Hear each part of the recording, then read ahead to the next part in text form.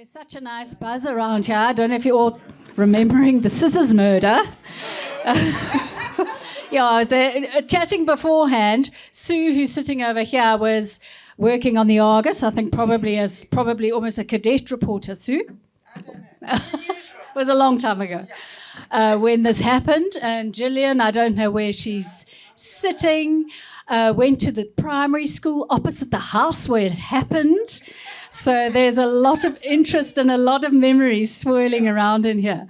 But good evening and welcome, and lovely to have you all here tonight. Thank you so much for coming.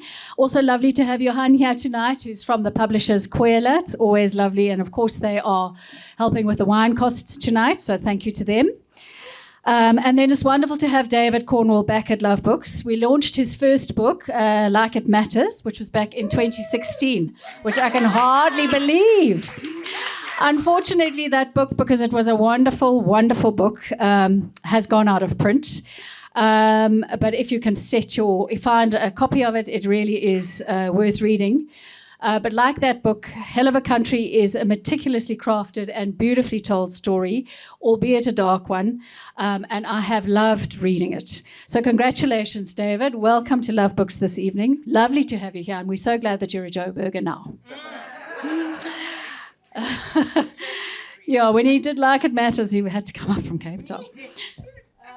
Just a little bit about David. He's a writer, a filmmaker, and a musician. His first novel, Like It Matters, as I've said, was shortlisted for the 9 Mobile Prize for Best African Debut Novel and longlisted for the Sunday Times Literary Awards. David co-wrote and co-produced the feature film Poe, an Afrikaans Gothic horror that has won several international awards. He also writes songs and plays guitar alongside longtime musical collaborator Daniela Rodan in a folk blues duo called Sickle Moon. Yes, I know Daniela somewhere here tonight. So thank you and welcome again, David. Chatting to David tonight is the inimitable Mila de Villers. Mila is the online books editor at the Sunday Times and a treasured friend of Love Books, and we love having her here. Thank you, Mila. Love being here. Thank you, Kate. Love Books. Yes, thank you so much, Kate. That was a lame one, though. David, how's it?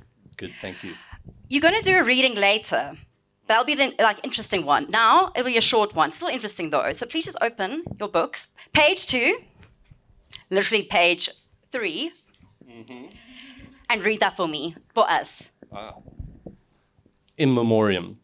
Susanna Magdalena van der Linde, Marlene Lenberg, Martinus Kuchu, Christian van der Linde, each of whom has their own version of this story. Version of this story. David, what would a 1970s huisgenoot version of this story be, and what is your version of this story? Great question, thank you, Mila. So I think, in general, at the time, this crime was covered in a very sensationalist way. It was sort of grabbed headlines, and it was shocking and scandalizing.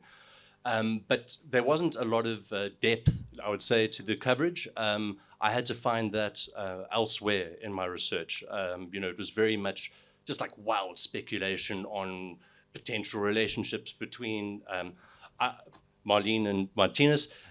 I'm probably going to refer to the character names mostly going forward, just because that's what's been soldered into my head by now.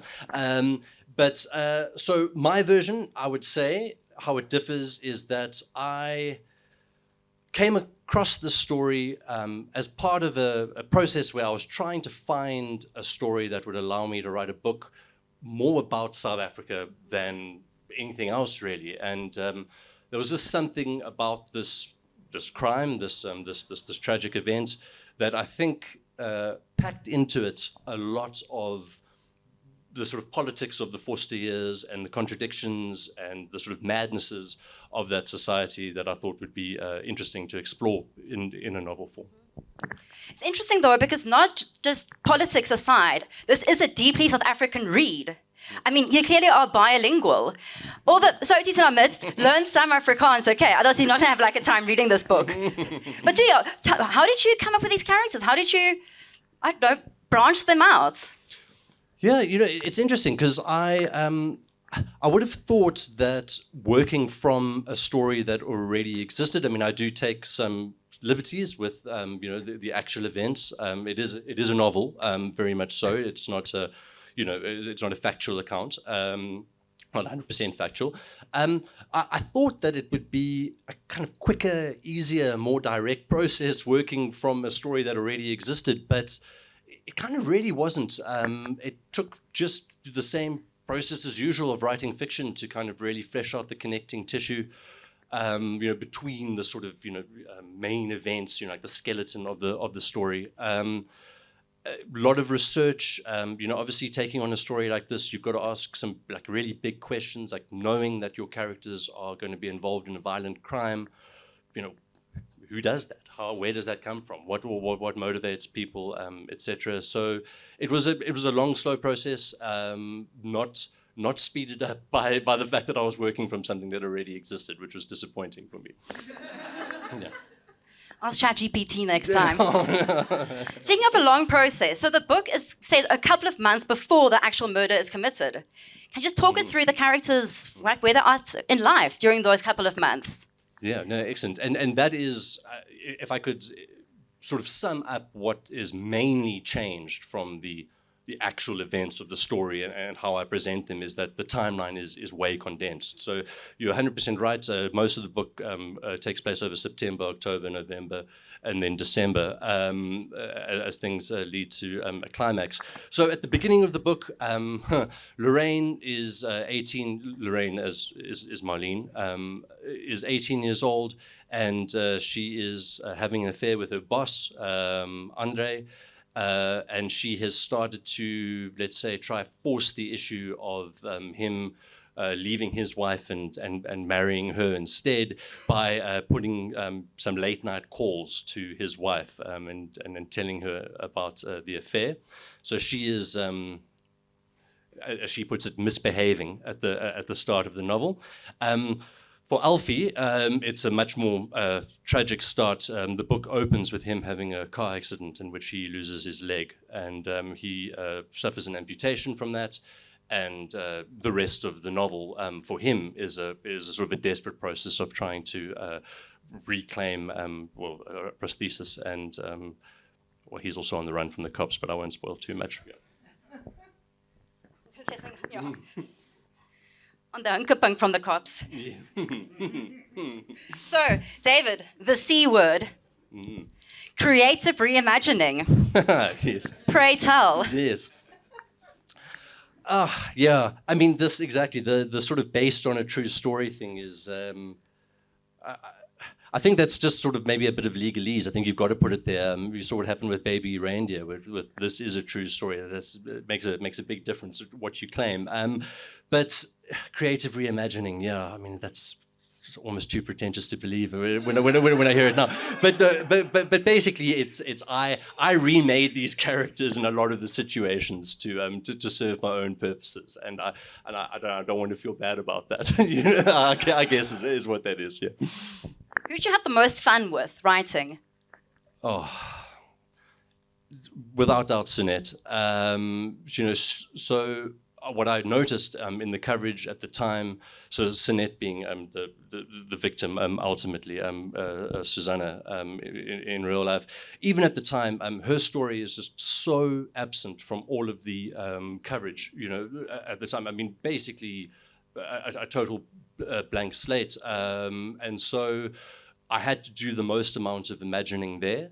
And I think I like that character because it's the one I take the most risks with. I kind of treat her with a lot of sympathy, hopefully, but also some humor. And I feel like that the reason for that is to try bond the reader to her, maybe efficiently, because she doesn't. She's not a main character, but she's certainly an important character in the story, the way I tell it. So earlier, we've liaised before. We now have developed a rapport. You wanted to read a certain extract, David. I feel free to read it nonetheless. I'm very intrigued as to why you wanted to read that one extract. So it was. You no longer want to. We can stick to the second one. No, how many extracts should we read? But should we? Okay.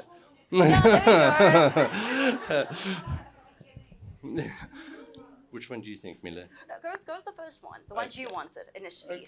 Okay. So this one, I think part of the reason it's right at the end of the first section, and it's it's a flashback, so it doesn't sort of impact too much on you spoiling the plot. And I think the reason, sorry, let me just try to find it. There it is. Here, thank you.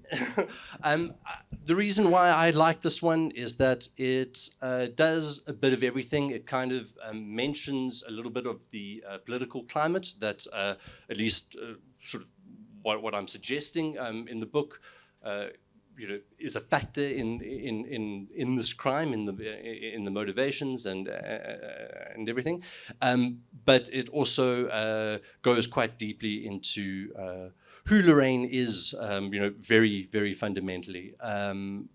So yes, this is a flashback from when would it have been? So early 1950s. Lorraine is very young.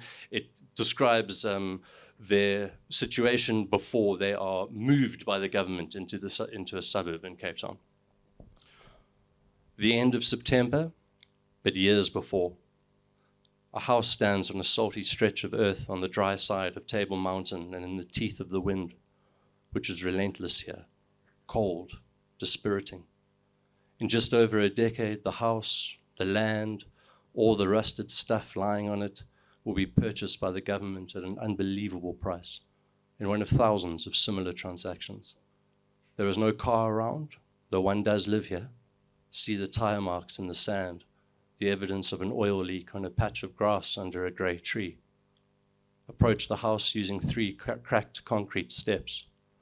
Hear the sheets of tarpaulin on the roof flapping like trapped birds, unidentified creaks, cracks in windows and doors whistling as the wind whips through.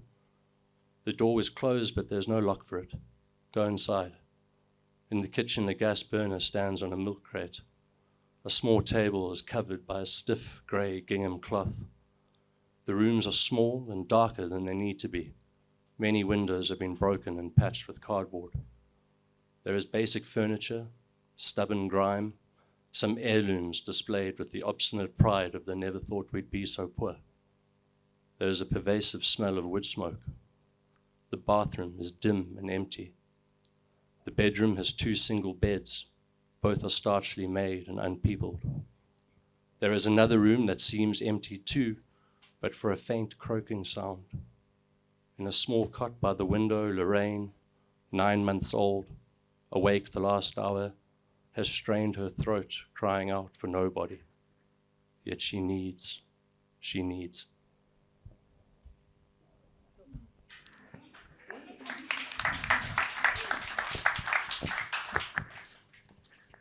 Lorraine needing, and your intro statement a la one roomie. Be suspicious of what you want.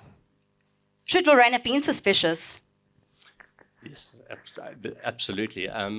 So that epigraph is meant to resonate, I think, with a line that comes about halfway through the novel. It goes, I think, something like, "We are free to do what we want, but are we free to choose what we want?" And I think that there's something that I'm working with there when we just looking at the sort of impact of the political on the personal, and how even when you're in a position of power, relative power, like Lorraine is, at least in terms of the relationship to Alfie, that the politics of your age can sort of impact what you want, how you want it, and what you're willing to do to get it. Of course,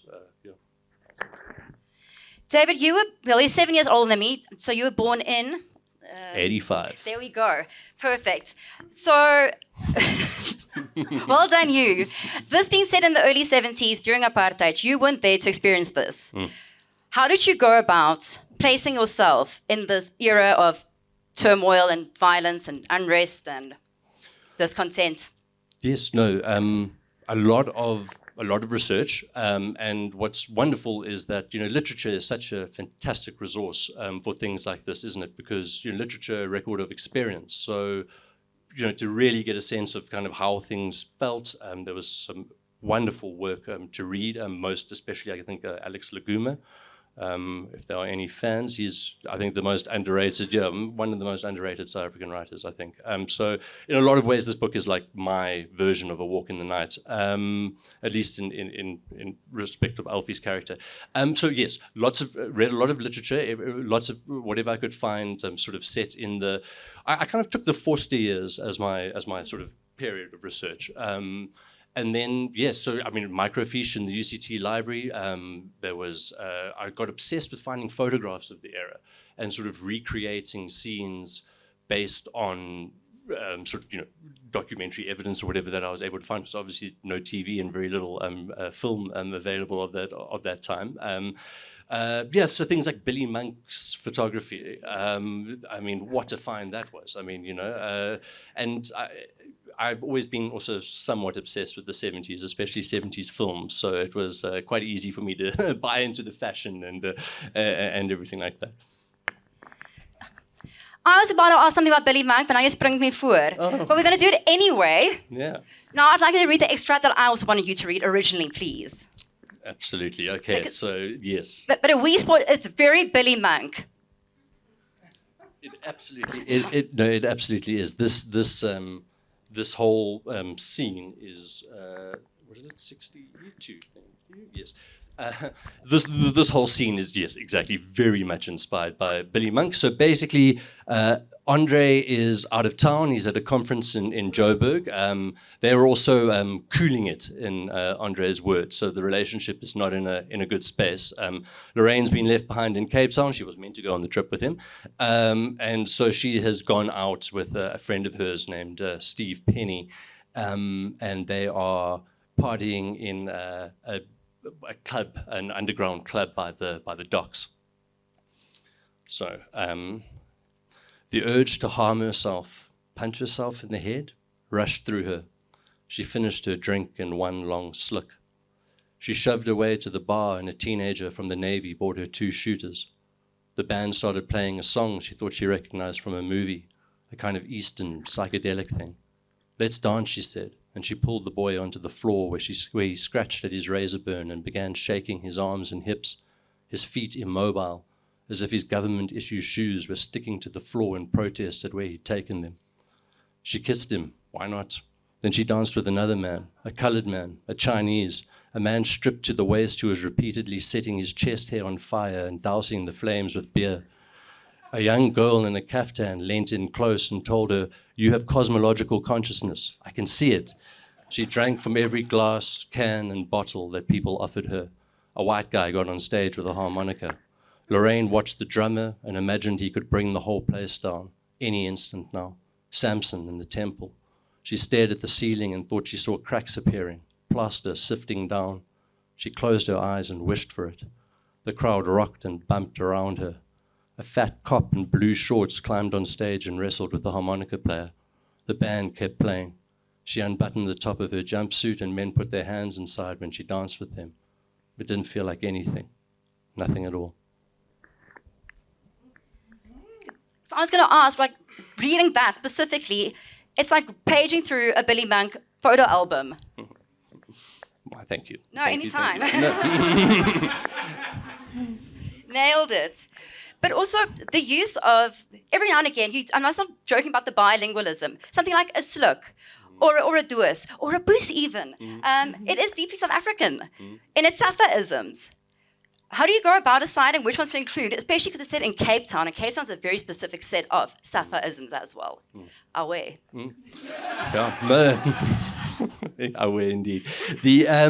That's a great question, and I would say that most of the choice is motivated by. So it's written in the third person, as you would have heard, but it's kind of an unstable distance from the characters. So sometimes the narrator is way far away and sort of describing almost with kind of an omniscient, kind of God's eye kind of perspective, and then sometimes it's way inside, like very intimate, thinking alongside the characters. And so I use language. Particularly in this book, to really, for those moments when we're extremely close to the character's mind, as a way of kind of signaling that. In terms of which ones, quite a lot of trial and error. Obviously the editing process. My editor's here tonight, which is so wonderful. Thank you, Dania. Really helped in being judicious about which ones to keep and which ones to repeat for certain characters, so they kind of build their own little sort of lexicon. And also, stylistically speaking, you don't use quotation marks throughout. Mm-hmm. Is that an homage to Cormac McCarthy, or are you just like, I don't mark quotation marks? No. So my first book used them, so no, I'm certainly not dead against them. Not like Cormac McCarthy was ideological about them, right? No. So not the same. The reason why I hope you got this sense from the book is to kind of, one's eye naturally does a kind of systemization of the text, right? It sort of orders the text when you see those quotation marks, and the invitation is to think that dialogue is somehow of a different order than description or action or things like that. Where what I wanted to do, part of this idea of kind of showing how, again, the political is the personal, how outside factors can impact internal, desires, was to just try to reduce everything into one continuum. So it's just text, it isn't dialogue and description. I hope it works. I also quite like that the book is maybe sometimes a little ambiguous, like you've got to maybe read a line twice, and even then it's a little bit hard to tell, has this been thought, has this been said? I quite like that. I like setting little traps like that. They entertain me, at least. So yeah. I also wanted to ask, because it is so, I think, a very visual book, and you do have a history in film, or a presence as well, current in film. Have you considered writing this as a screenplay or adapting it to film, screen, the audio visuals? I would love nothing more than to do that, and hopefully someone will pay me to do it at some point. I really would. It's a lot about the book is intentionally quite cinematic, so I will use. I think the one passage I read is in the present tense. Most of it's in the past tense, but there's a kind of establishing shot sort of technique that's used. And for the first bit of the book, we kind of do that classic film of sort of cross-cutting between two main storylines, A and B storyline, until they sort of come together. So a lot about the book was, sort of quite consciously sort of filmic in the way I wanted to set it out, for sure. How often, when writing fiction, do you tend to take a screenplay approach to it, or director even? No, this was for me. This was the first one, for sure. I had just before, during writing the book, wrote Poe along with my friend Yaku. I also worked on a screenplay alongside Damon Galgut. So I was writing a lot of film at the time. So it was helpful. Also, what was helpful about it is just to kind of really underline how different the two are. They can inspire each other, but it was actually sort of quite clarifying to remind yourself it's not just writing. Novels and screenplays are entirely different sort of projects. Need to do entirely different things. Yeah. So you now left Cape Town behind. Well done. Mm-hmm. Thank you. What was it like returning to Cape Town whilst writing this? Yeah. I think most of a very early first draft was sort of in the can when we moved, or I got quite a lot of it down on paper, so that was helpful to have a touch point to go back to. And other than that, we were in Cape Town for 8 years, and a lot of the areas in the book sort of feature, we lived in. So that was, I had the memories quite close. And then, like I said, working from photographs was super helpful.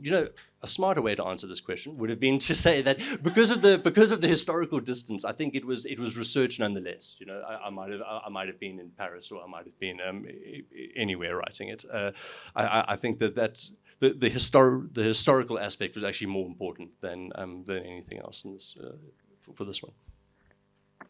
Okay, before I open up for the audience, David, can you please just plug to all these lovely people in our presence how much pumping there is in your novel? Is there a lot? A fair amount. Okay.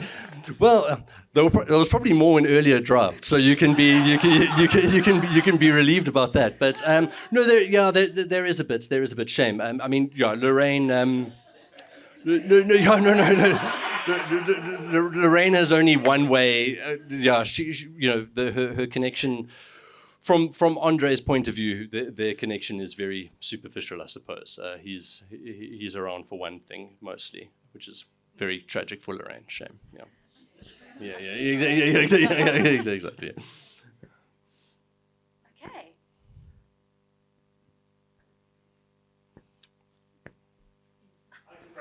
Oh, thank you. So there's 4 fictional characters based on 4 real people who are all deceased. If they were all alive and they read the book, which one do you think would be the happiest about their childhood, and which one do you think would be the unhappiest about their I love that question so much, I must say. It's difficult. I'd like to think that definitely Lorraine, Marlene, and Alfie Martinez, I think would be happy because they have not had... again, just going back to the sort of treatment of the case at the time in the media, it was very, they weren't considered in any kind of depth, particularly Martinez. I mean, when I found out, I didn't know this. During apartheid, non-whites were, the court case was the state versus Lenberg and another. I mean, not even his name. I mean, I didn't know that. That was one of those shocking things. You're like, oh, wow, it's even worse than I imagined, or whatever, during the research. So I think that the book is ennobling for those 2 characters because it does try to see kind of real psychological motivation for the way they act, for sure. Susanna, like I said, I feel like I wrote her with a lot of tenderness. Hopefully that translates. I loved writing that character. Andre, Christian, I don't think he'd be happy with any portrayal that puts him in a critical light. He, at the time at least, was very sort of unapologetic, although he did then have like a bit of a mad turn apparently toward the end of his life and got obsessed with the grave site of Susanna, which is a really gothic little detail that I uncovered in research. So other than Christian, who I don't think would have been happy with anything other than him being the sort of beleaguered hero, I think the others hopefully would be satisfied. And maybe, hopefully, they even say, well, that's a good character, even if it doesn't resemble me. That would make me happy as well. Yes, hello. Do you think it's important that everyone here and everyone who buys the book knows the background, knows about Marlene, knows about the scissors murder, understands what happened then, and kind of what you, when I say have done to it? That's a very interesting question. On one hand, I'd prefer if they didn't have any context, because one of the key sort of fuels that you have as a writer is suspense, like kind of and mystery, I guess. What's gonna happen next, and so I knew the whole way along that I had to write a book that was satisfying, even if you knew every single detail of the case. It's a bit of a challenge. So I would prefer if maybe you are just like, whoa, what's like, I don't know what to expect, and it's a sort of a rollicking surprise. But even if you do have the context and you know everything, then maybe the delight is in seeing how I called it connective tissue earlier, whatever, is fleshed out. So I think there's something for everyone. I think everyone should buy a copy for sure. Like, So kind of tying into that, was there ever a point where you had these characters who you'd been building, who you'd been developing, and you knew where they were going, but somehow in the process of the writing it maybe didn't feel like that was somewhere that they would take themselves, or like I think what I'm getting at is balancing the tension between the reality and the characters that you built, and was that ever a difficulty? Yeah, no, I mean, that is 100%. That is, you've put your finger on the hardest part, for sure, of the process, because I kind of wanted to keep the fundamentals, the sort of mechanics of the crime intact. It is undeniably, where I got my story from is undeniable, but at the same time, there were things that the way I made the characters just had to be left out. There were longer drafts of the novel where I wrote things because I knew they happened, but for this character, a lot of it going back to that idea of just condensing the timeline so much. The real case played out over 3 or 4 years, which obviously makes it sort of more interesting in some ways, but also a little more unedifying. It's already quite a bleak story, and I think it works better. It's a little bit more palatable, and maybe there's a little bit more to kind of take from it to present it as more of like a fugue. So great question, and that was very hard, it was definitely something that I worked with right up until the final edits. It's clear that the context has been very important stylistically and sort of intercourse with the characters and whatnot. So I was wondering sort of how you would this crime have happened differently under the Milan years, under the Boetze years? How the sort of going through these characters in that particular period has sort of impacted the storytelling? Love that question so much, man. Thank you, Alex. Like I said, I picked the Forster years basically because this was the politics of confidence, right? Like this was when there was this sense of, well, let's stop apologizing. Let's just, this is who we are and this is what we have to offer. I mean, that is literally what, there was this big advertorial taken out by the South African Foundation, that basically was like, yeah, this is how we do things. So that sort of turned toward a kind of belligerent kind of truculence, I thought was just, it had to be that way, So when Lorraine is kind of, so what's the word, sort of blossoming into the young lady that she's going to become, the election posters emblazoned everywhere are like, fulfill your destiny. And there's just this kind of idea of like a rampant, sort of white supremacy. That's literally the word, isn't it? That I think is very important to both the way she conceives of what she deserves and how she is entitled to treat Alfie, of course. Yeah.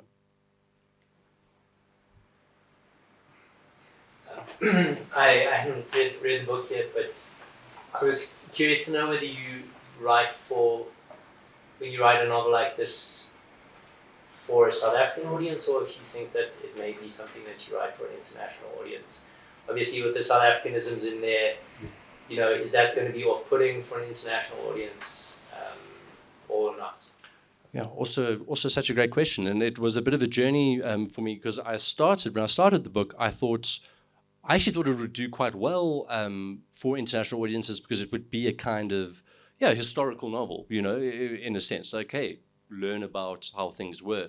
But as I went deeper into the writing, got to know the characters more and their voices and introduced more and more, very sort of South Africanisms and things that are, I think will only really resonate to their full sort of, potential with the South African audience. I sort of let go of that and just thought, no, maybe the book needs to be something else. And I way prefer it with its, with its very local character.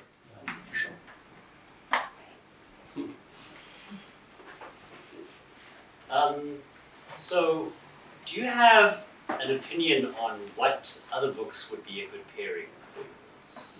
So whether aesthetically on someone's bookshelf.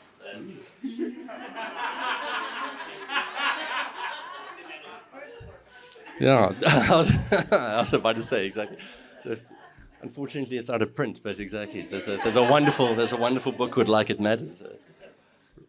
Real rock star. No, so for sure, Alex Leguma's A Walk in the Night. I mean, I feel ashamed to say that it's anything like in the same league as that, of course. But I love that book, and there's a lot in the style that I maybe not copy, but I'm inspired by for sure. Beyond that, I think everything I write will have an echo of Dennis Johnson in it. He is just by far and away, for me, the best writer, he's passed on now, but he has inspired me more than any other writer, I'd say. Trying to think of great good Cape Town novels as well. There's obviously Buckingham Palace by Richard Reeve. That was also a very important book for my research. So off the top of my head, I would say that, yeah, but definitely Alex Leguma more than any other. Yeah. So I wasn't going to ask something, but you brought this one on your early. Okay, so when I think of Alex Leguma, I always think, particularly along Walk in the Night, it is a love poem to the city. And it's love in the deepest, truest sense of the word, because it's loving the city, it's loving someone for all the darkness of who they are, all the brokenness, all the heartache, all the nightmarishness of who they are, right? It's still loving them. And I mean, he died in exile in Cuba, and he died broken-hearted in some ways. You know, when you read, you feel that missingness. And so I wanted to ask you then, in what ways do you see this book also then being a love poem to Cape Town, and how do you see that love poem, and do you also feel in exile?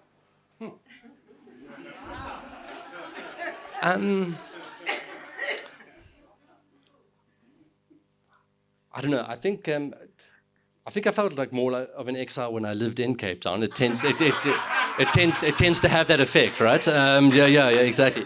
But no, I would say, look, certainly the parts. There are some very elegiac parts about District 6, which is in the process of being demolished, obviously, at the time, that I think have that sort of love letter quality, hopefully. For me, what I thought was so inspiring about A Walk in the Night is also just how the rage of the primary character, Michael Adonis, is like animating force, and it's done in a way that doesn't close you off to the character but draws you in. And I thought that was something I was really inspired by. And then also just his way of using detail as a way of sort of imparting meaning, I guess. Like it's being overwhelmed with descriptive detail is part of the point. The kind of the city sort of what's the word? Kind of surmounts the characters in some way. So definitely. That's where I'd say I connect most to that. Most of that book for sure. That's a really good question. I will think more on that. Yeah. I think that you are destined to be one of our greatest, but you need to write more. That's a statement, not a question. No, yes. So, okay. Next, I've got a couple of projects on the go. One is definitely a love letter to Joe Bergnamy. I want to. I've been so honestly intimidated to write about the city, basically because Ivan Vladislavich, right? When someone writes a city so well, it's so difficult to go, ooh, what am I going to say about it? But I think I'm working on something there, and then I'm also working on something else that is set in the 90s, starring a divorced dad. So hopefully not so long to wait. I think making a film between the two novels was it caused delays. It certainly caused delays. Absolutely. Development But hell. thank you so much for saying that, Kate. That's really great. Yeah. Agreed. So I, having lived at the time, I'm ancient, and it was brutal, that murder. And because we're so into brutality in South Africa, in the film world, around the world, it's an obvious movie. I mean, you think of Alfred Hitchcock's famous shower scene, and I can almost see that recreated, almost, I say, in this.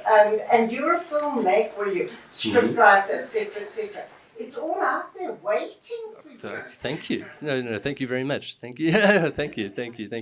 I will say just on that, yes, not an easy scene to write, but in case you're wondering, the murder scene does. How can I put it? I had to read a lot of violent scenes in books, even if I didn't read the whole book, just to kind of see how people did it, because it's a fine line between just doing something that's kind of like gratuitous and exploitative, or doing something that's actually there for a reason, And I tell you what I didn't want to do after seeing a few was that whole, I blacked out, and then all of a sudden there's a dead body, and now I've come to, or whatever the case is. So we do stay with the character through the murder, if that is either something that intrigues you or puts you off. I won't repeat that in subsequent sessions, but yes, so brutal indeed, but hopefully brutal for a reason. 18, violence, nudity, sex, and all of it. I'm racking them up, yeah.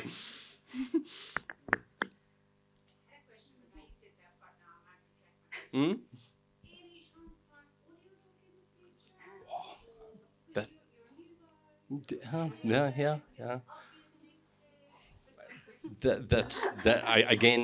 I would love to do that. I would absolutely love to do that. Yeah.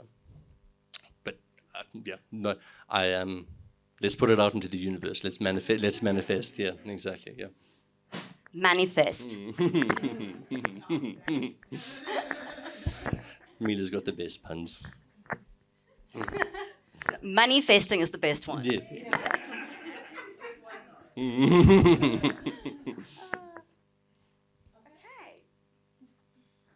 All right, so everyone's asked the good. Oh, sorry. I think there was one more. Was there one more? I was just going to ask about, we're at the end of the journey, the completion of the novel here, but could you just tell us a little bit about, was there a moment of crystallization?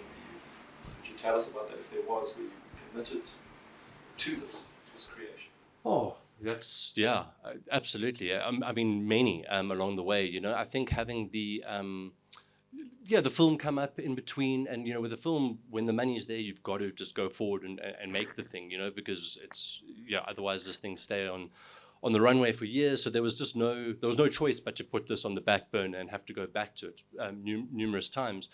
COVID also was not a great time, sort of, I think, for anyone, kind of mental health wise, and also just kind of jobs that I had to sort of, take in a hurry. So it was very difficult. I don't want to sound melodramatic or overly sentimental, but there was a point where I looked at the manuscript and I was basically like, I'm going to save it and you're going to save me. And it worked. Somehow I was just getting up early in the morning, just kind of keeping on, and eventually it finished. And then it was still a long time before it got sold, but whatever. At least I knew that I had finished it, and that was a very important moment. Yeah. I'm done.